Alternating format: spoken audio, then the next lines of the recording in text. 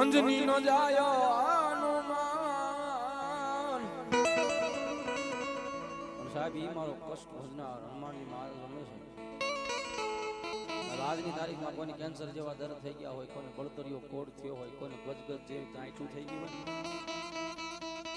સાહેબ ઈ મારો સાણંદપુરના ઝાડવે બેઠેલો દાદો કદાચ આ ખોળી આવે